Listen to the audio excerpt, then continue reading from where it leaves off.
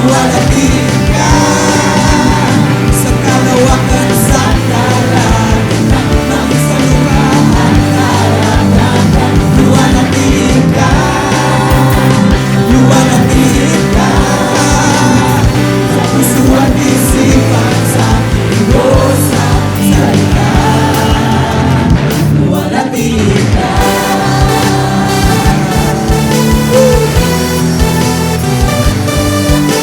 Patuloy kaming aawit ng may pananabik.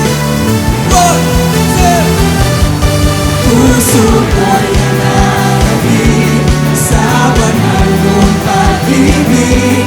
Yakap mong walang maliit, nadarama bawat saglit. Hindi mapapantayan ang wagas mong pag-ibig ng kahit sino pa man. Jesus, ikaw lamang.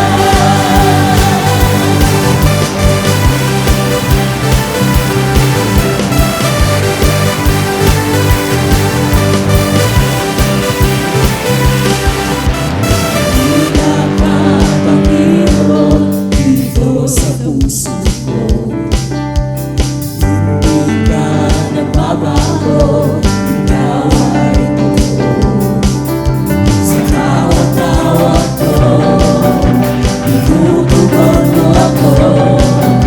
Ako'y walang bago, ikaw ang kasama ko.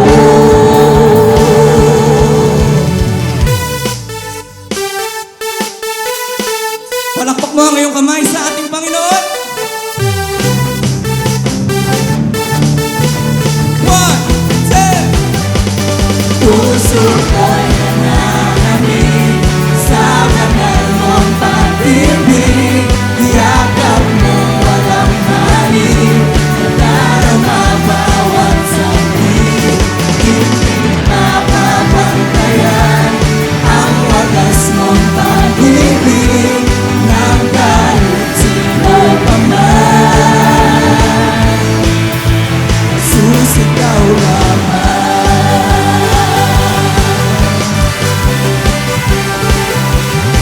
Ikaw lamang aming Panginoong Jesus.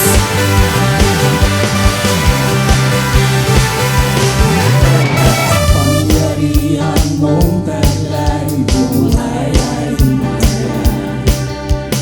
Kagalingan ay nakamtan, buhay ay sila. Dapat ka, napapurihan ka, pasasalamin ka, sasambutin tuloy na.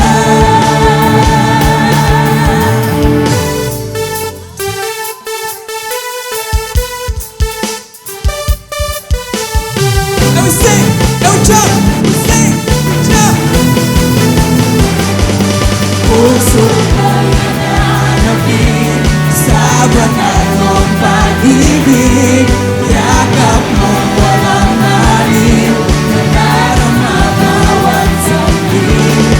Hindi mapapantayan ang wagas mong pag-ibig ng kahit sino pa man. Jesus, ikaw lamang.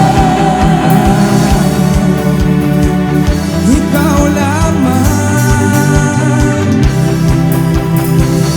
Ikaw lamang. Pinatunayan mo kapangyarihan mo. Pinatunayan mo ang pag-ibig mo. Pinatunayan mo sa buong mundo. Ikaw lang ang Diyos, buhay at totoo. Huli mong awitin, kapatid. Pinatunayan mo kapangyarihan mo. Pinatunayan mo ang pag-ibig mo. Pinatunayan mo sa buong mundo. Ikaw lang ang Diyos, buhay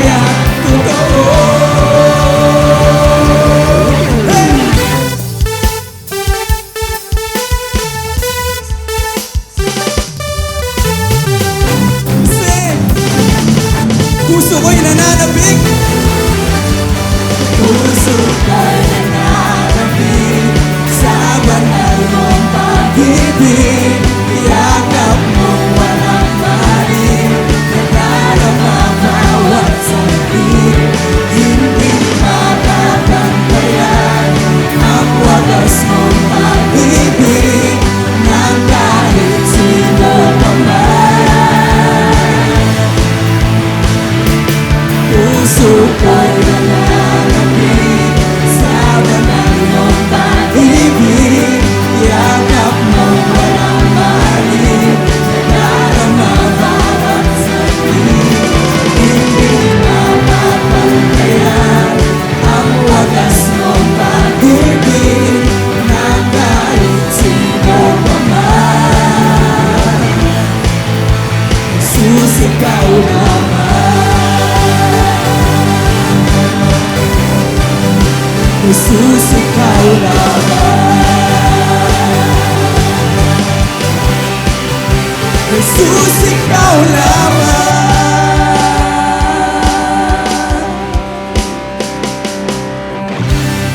You're the best.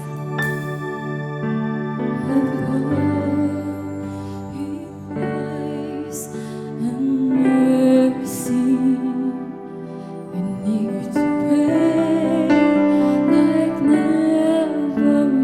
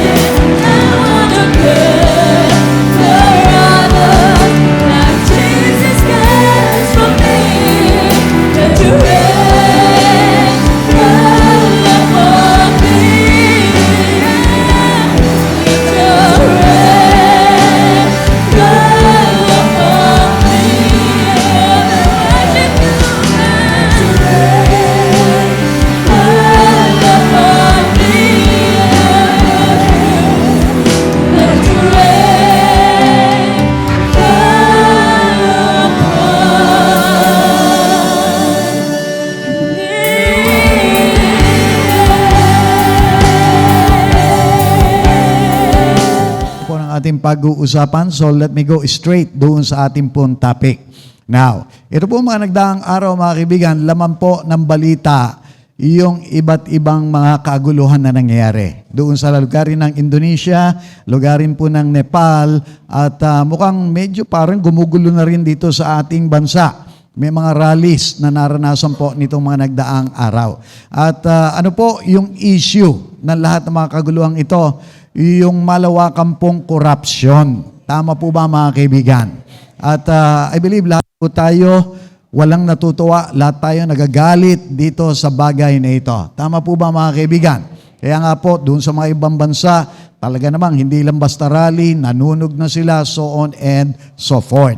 Now, tama po ba na ganun din ang gawin natin? Tama po ba na nagsasalita tayo laban doon sa mga akusado? Tama po ba na pinagmumura natin itong mga ito na tayo po nagbibitaw ng mga sumpa na sa kanila? So, alam po ninyo, ang pinakamaganda pong modelo, ang dapat po nating kinukunan ng ating pong tamang mga gawa. Walang iba kundi ang ating Panginoong Hesukristo. Amen po ba?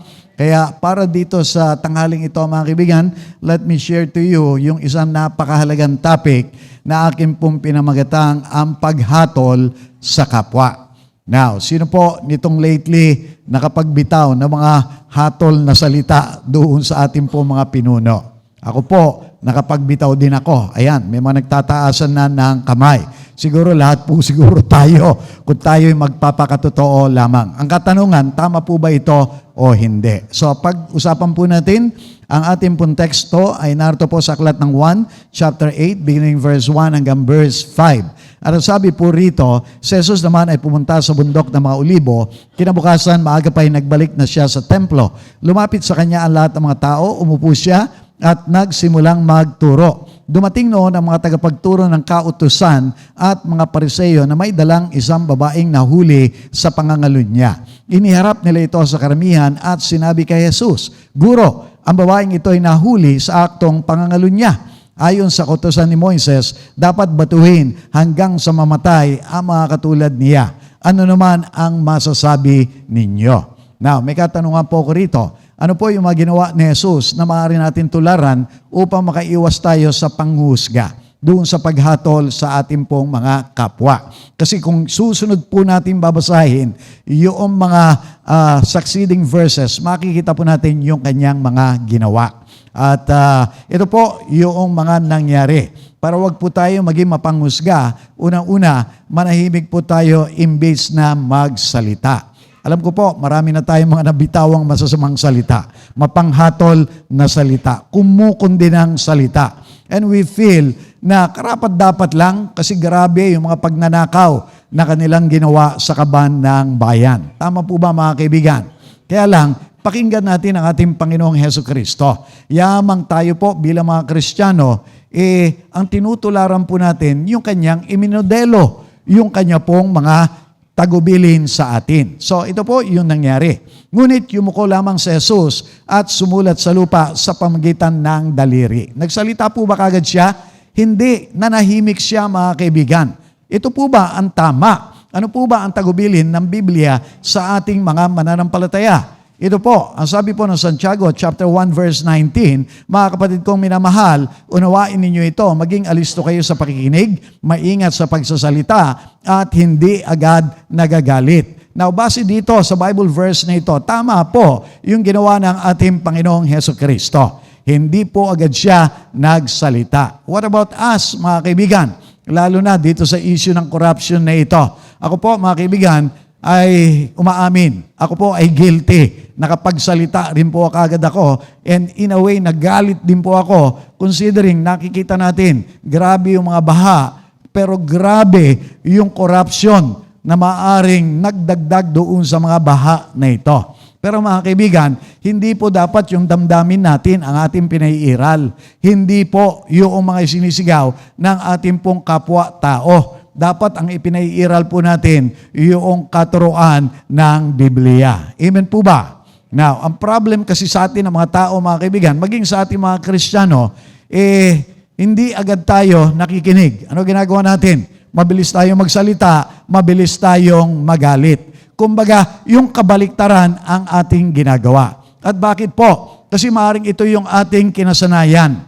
Maaaring ito po yung nakikita natin sa ating kapaligiran. Pero makinig po kayo, kahit po ito yung ating nakikita, ating kinasanayan, hindi po tama, dapat nating baguhin. Amen. Now, let me say this as well. Bakit hindi po agad nagsalita si Jesus? Bakit marami mga tao husga agad? Now, alam po ninyo mga kaibigan, depende po kasi doon sa laman ng ating mga puso. Ang sabi po ng ating Panginoong Hesukristo, out of the abundance of the heart, the mouth speaks. So kung alaman po ng ating mga puso, yung panghuhusga, yung mga galit, yung mga masasamang salita, yun po ang ilalabas. Pero kung alaman po ng ating mga puso, pag-ibig, pag-unawa, pagpipigil sa sarili, yun din ang ating ilalabas. At the same time, depende po kung sino ang naririto sa atin. Kung ang sumasa atin po ay presensya ng Espiritu Santo, yung bunga niya ang ating mararanasan. Pero kung ang sumasa atin naman po, demonyo, si Satanas, yun din pong bunga niya ang lalabas sa atin. Now, ano po ba ang bunga ng Diyos, ng Espiritu Santo? Ito po, mga kaibigan, Galatia 5:22 and 23. Subalit ang bunga ng Espiritu ay pag-ibig, kagalakan, kapayapaan, pagtsatsaga, kabaitan, kabutihan, katapatan, kainahunan, at pagpipigil sa sarili. Kaya nga po, ang ating Panginoong Hesukristo, meron po siyang kainahunan. Hindi po siya nadala ng crowd, hindi po siya nakiayon agad doon sa mga sinasabi noong nakakarami. Meron po siyang pagpipigil sa kanyang sarili. Meron po siyang kahinahunan. At the same time, in-exercise niya yung pag-ibig niya, yung pagkalinga niya para sa lahat, maging doon sa mga makakasalanan. Tama po ba? Now, let me ask you, sino po naniniwala rito? Sumasa kanya rin ang Espiritu Santo. Bilang Kristiyano, taas ang kamay. Kung sumasa atin po ang Espiritu Santo, lakaran natin ang pagiging Spirit-filled. Makita rin sa atin yung bunga ng Espiritu Santo. Now, isa pong magandang pagkakataon ito para makita natin kung ano yung sumasa atin. As I have already honestly accepted, mga kaibigan, nagkulang ako, nagkasala ako, kaya ako po'y pinaalalahanan ng Diyos dito sa bagay na ito. Pero ang mahirap, mga kaibigan, kung ngayon pinapaalalahanan na tayo dito sa kamaliang ito at ipagpapatuloy pa rin po natin yung mga pagbibitaw ng mga kumukundi ng salita laban doon sa mga akusado, no matter how guilty they are, mga kaibigan, tayo po ay mapapahamak. Nakukuha po ba natin, mga kaibigan? Now, let me further say this, na sa ating pong pananahimik lang muna, nakakaiwas po tayo doon sa mga maling haka-haka, doon sa mga maling kuro-kuro. Bakit po? Kasi hindi naman po talaga natin alam lahat ng punot dulo. Hindi po talaga natin alam kung lahat talaga ay guilty. Baka yung iba nadamay lang. Baka yung iba idinadamay lang for whatever political reasons. Hindi po natin alam, mga kaibigan. Kaya kakaingat tayo. Now, nakakaiwas din po tayo sa kasalanan ng panghuhusga na magdadala sa atin ng kaparusahan. Bakit po? Ang sabi po ng ating Panginoong Hesukristo, huwag kayong humatol nang kayo'y hindi hatulan. Sapagkat hahatulan kayo ng Diyos ayon sa paghatol ninyo sa iba. At susukatin kayo ayon sa panukat na ginagamit ninyo sa iba. Now, let me ask you, mga kaibigan, gusto niyo po ba hatulan kayo ng Diyos? Gusto po ba ninyo maging mahigpit ang paghatol ng Diyos sa bawat isa sa atin? Now, I do believe wala pong may gusto. Pero dito, binibigyan tayo ng paalala ni Lord. Huwag kang humatol para hindi ka rin hatulan. Now, listen now, mga kaibigan. Ito po ang problema natin tayo po, hatol tayo ng hatol. Let's say, mga kaibigan, ito po mga corrupt government officials at lahat pa na mga involved dito sa mga anomalies na ito. Let's say, sila po ay napatunayan na mga nagkasala at hindi pa rin po sila talaga umamin until death. Talaga naman, pinanghawakan nila yung kanilang mga kasinungalingan. Ano po mangyayari sa kanila? Maaari malaglag po sila sa apoy ng impyerno. Pero ito po ang mas malungkot, mga kaibigan.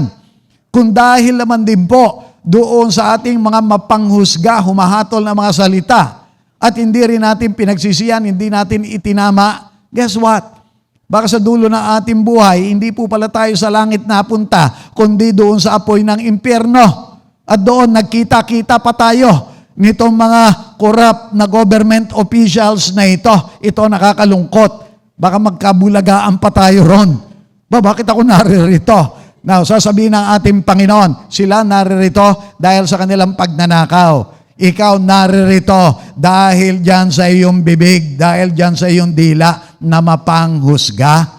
Nakukuha po ba natin? Sino rito gusto malaglag sa apoy ng impyerno? Wala. Itigil na po natin yung ating panghusga, yung ating mga mapanghatol na salita. Lakaran natin yung ating pagkakatawag bilang mga Kristiyano. Amen? Now, I want you to understand this, mga kaibigan. Para wag po tayo maging mapanghusga, alalahanin natin yung ating mga sariling kasalanan imbis na yung sa iba.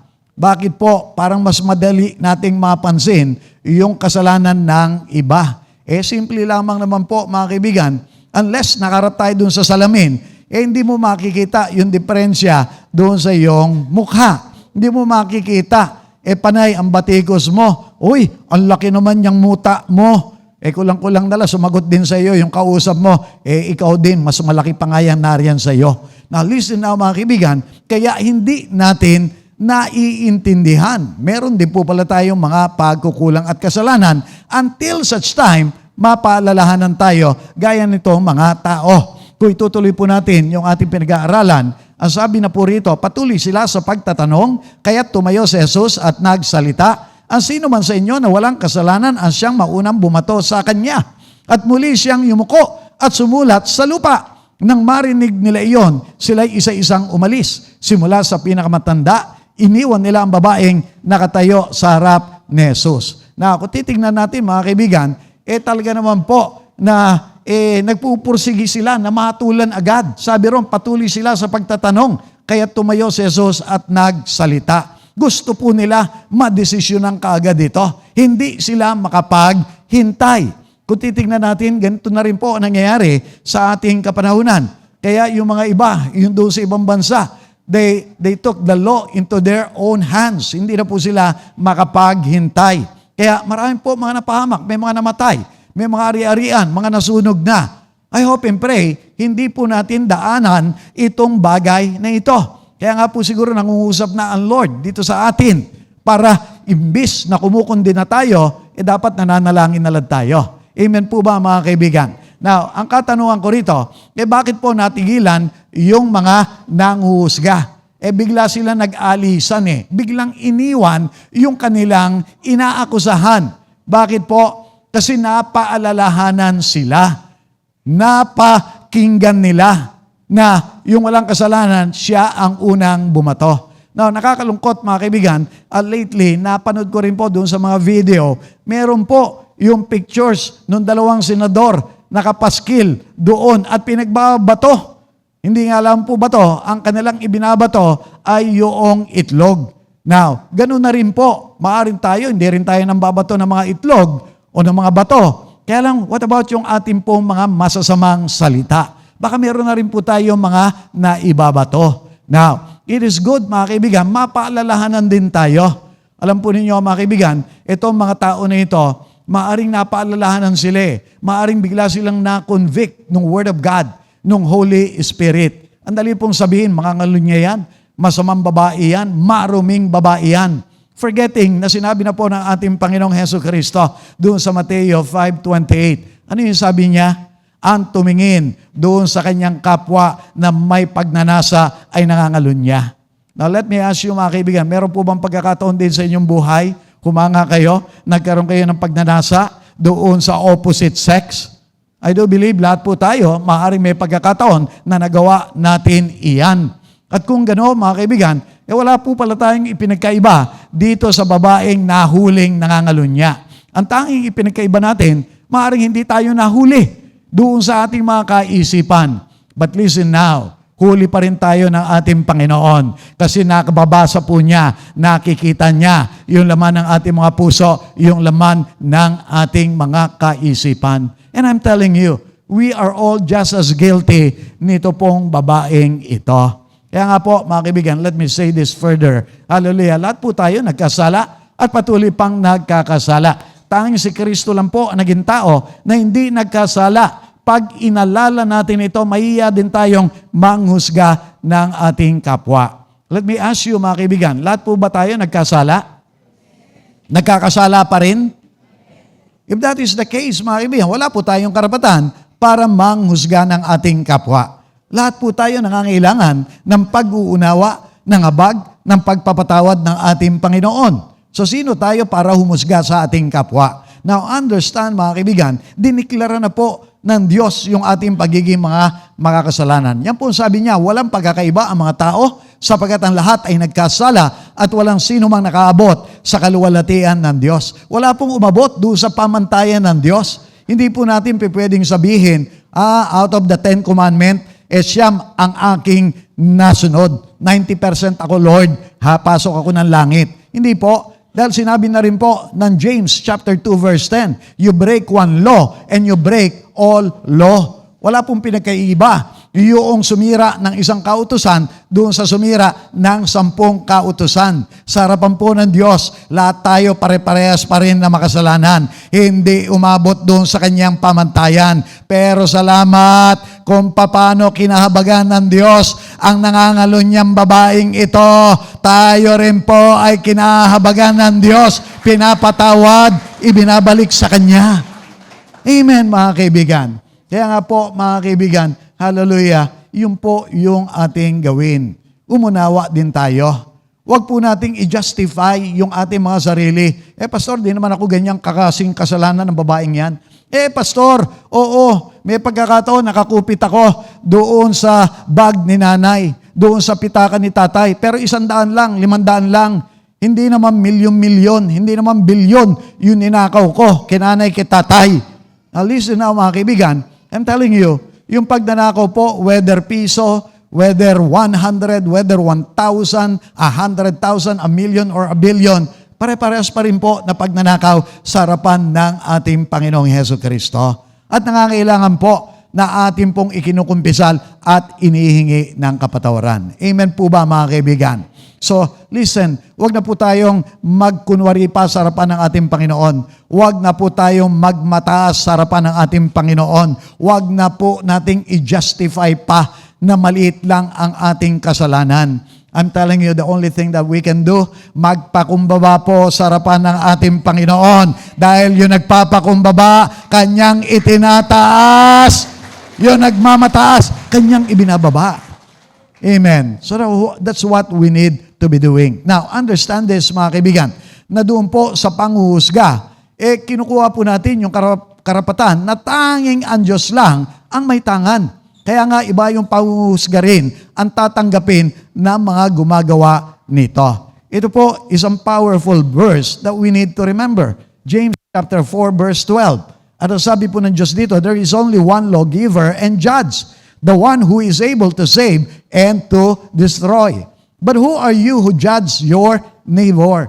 Now, isa lamang daw po yung nagbigay ng kautusan. Alam natin, walang iba kundi ang Diyos.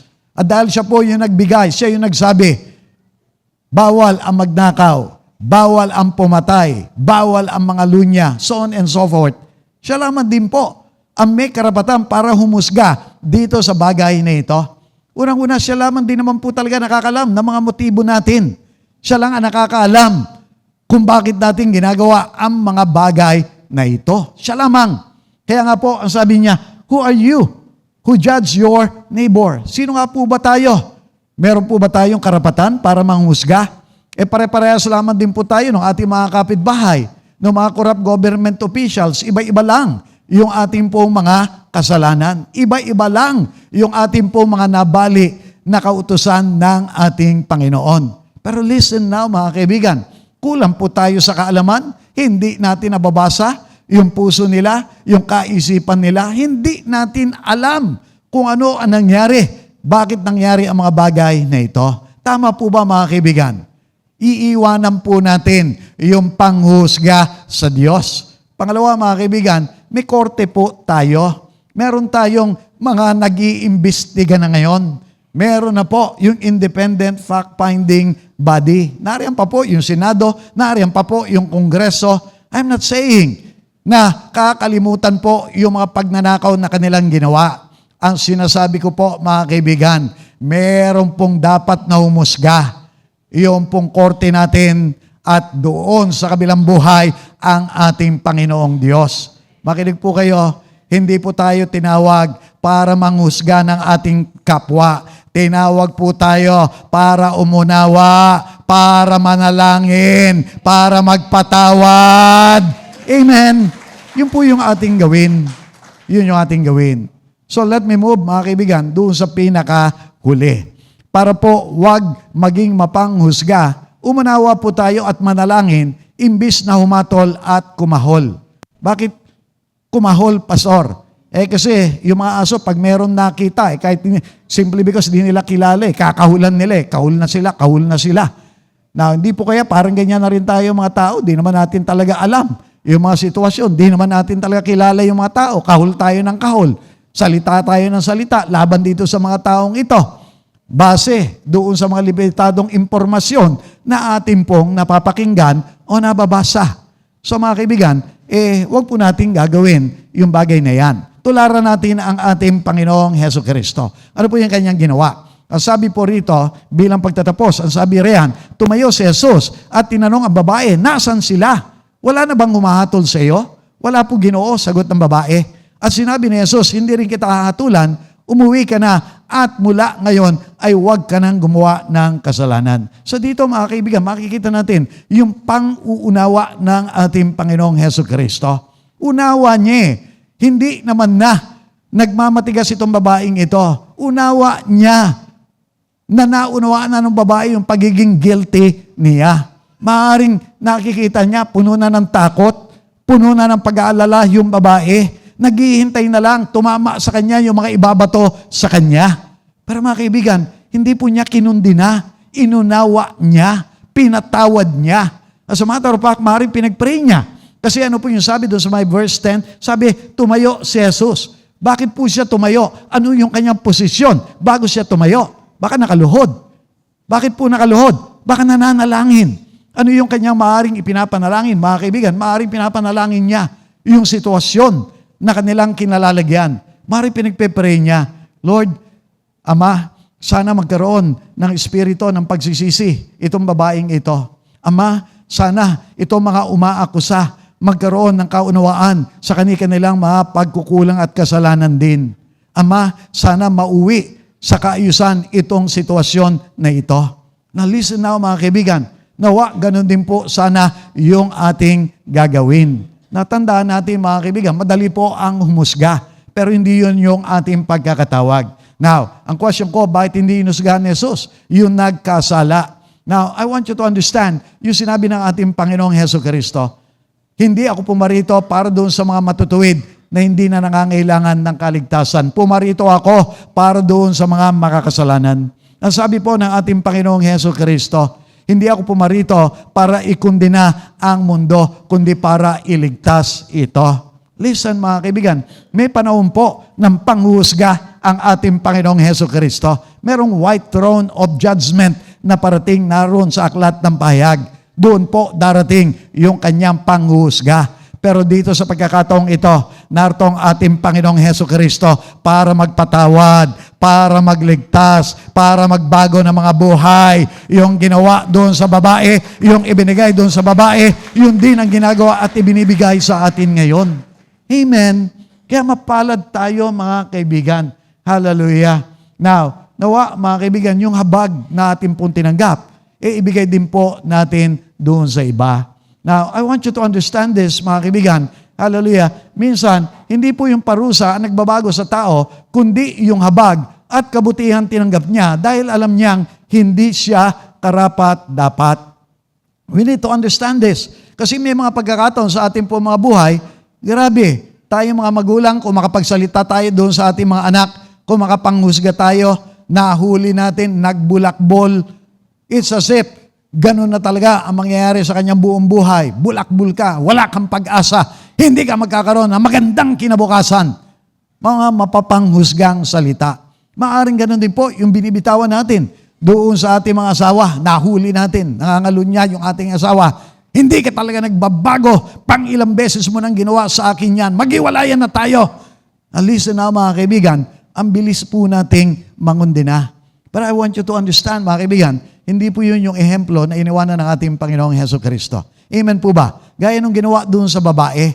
Now, ano po kaya ang naging damdamin noong babae?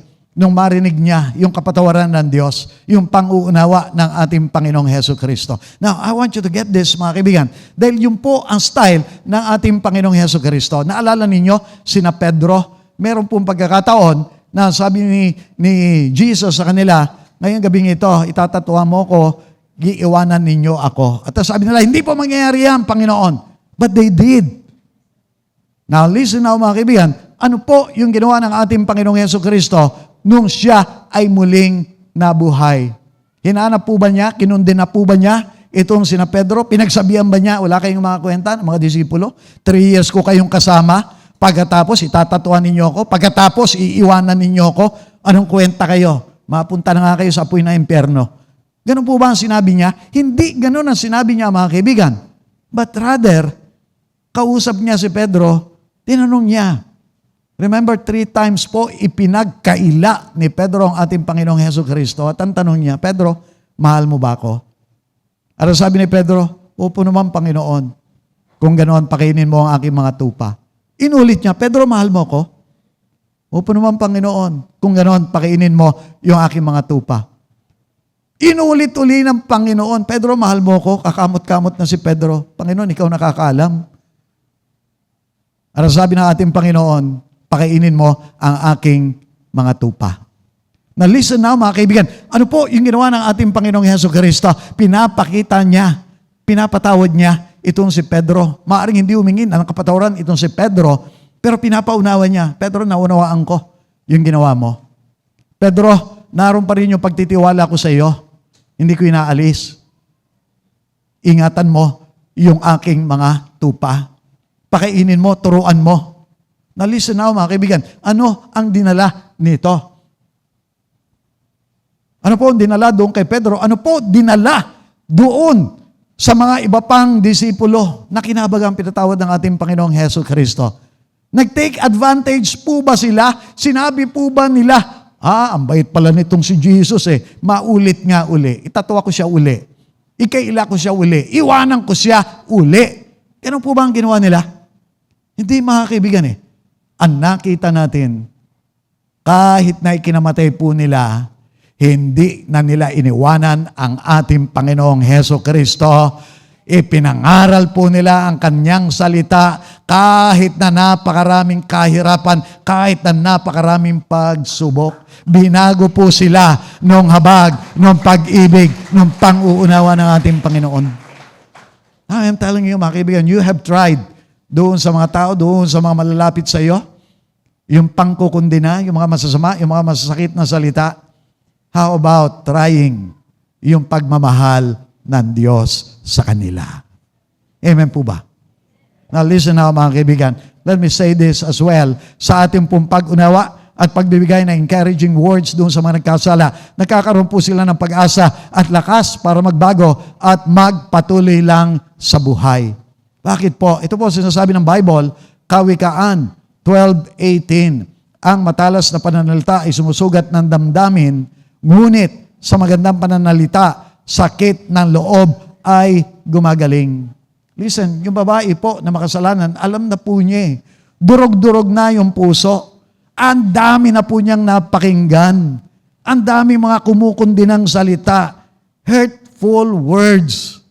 Now, I'm telling you mga kaibigan, maging sa atin din po mga sarili, maaaring nakaranas din po tayo niyan. And alam natin, masakit, mahirap, hindi nakaka-build up. Pero bakit natin ginagawa doon sa ating kapwa?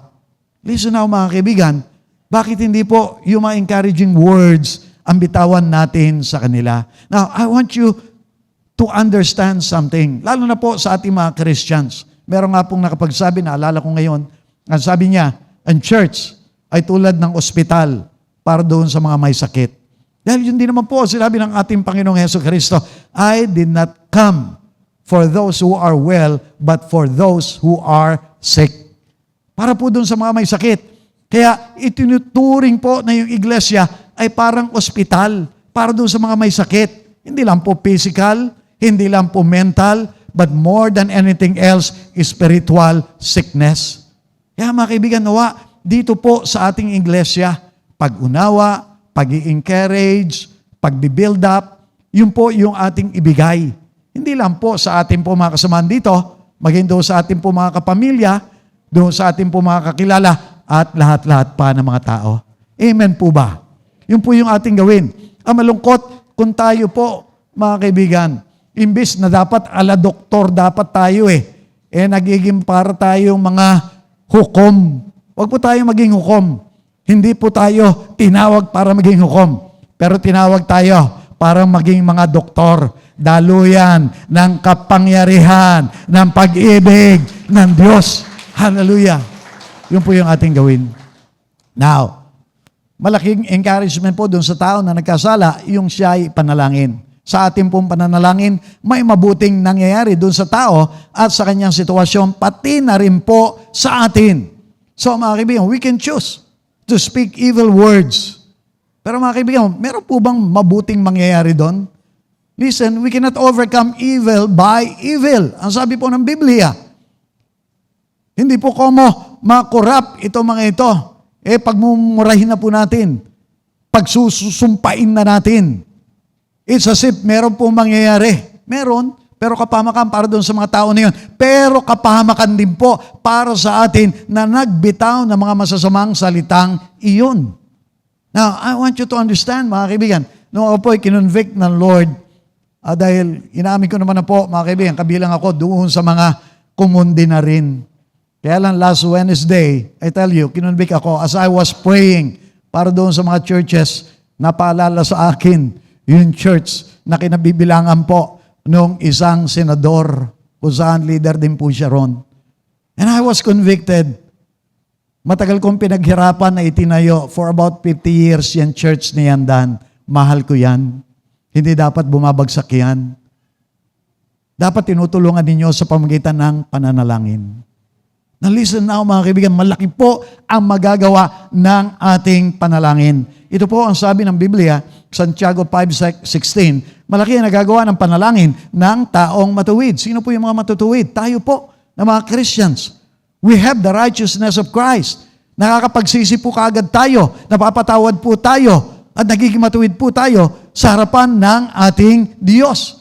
At nawawala po yung mga harang at hadlang para makalapit tayo sa Diyos. Yung ating po mga panalangin, pinapakinggan. Kaya nga po, kung itutuloy natin yan, ang sabi, si Elias ay ordinaryong tao, pero nang nalangin siya, bumaba yung ulan. Listen mga kaibigan, bumaba yung katugunan doon sa kanilang pangangailangan, kahit po ordinaryo lang yung taong si Elias. Makinig po kayo mga kaibigan, wala pong mangyayari. Kahit panay ang batikos natin, kwentuhan tayo ng kwentuhan, alam mo ito napanood ko, alam mo grabe ginawa niya, alam mo dapat talaga malaglag sa apoy ng impyerno yan, alam mo false prophet yan, at kung ano-ano pa yung ating mga binibitawan. I'm telling you mga kaibigan, walang mangyayari.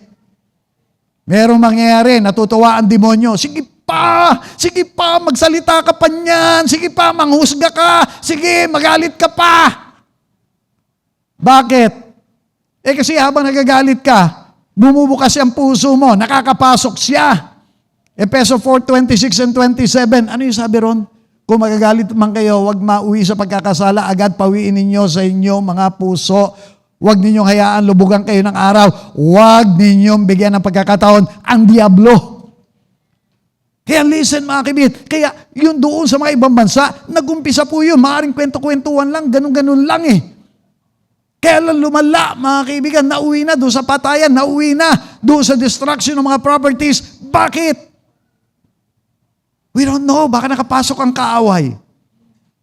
Now, wag po natin bigyan ng pagkakataon ang demonyo sa ating din po mga buhay. Amen. Dahil doon sa conviction na yon ng ating Panginoon, when I was reminded of that, humingi po ako ng kapatawaran sa ating Panginoon and I really began to pray para sa sitwasyon na ito. That should be our position as well. Lord, Patawarin po ninyo yung aming bansa dahil dito sa korupsyon na ito. Patawarin po ninyo yung aming mga leader sa kanilang mga pagnanakaw. Patawarin mo, Panginoon, O Lord God, yung kawalan po nila ng malasakit para doon sa bayan, para doon sa mga tao. Lord, lagyan po ninyo na malalim na conviction yung mga nagnakaw, umamin na.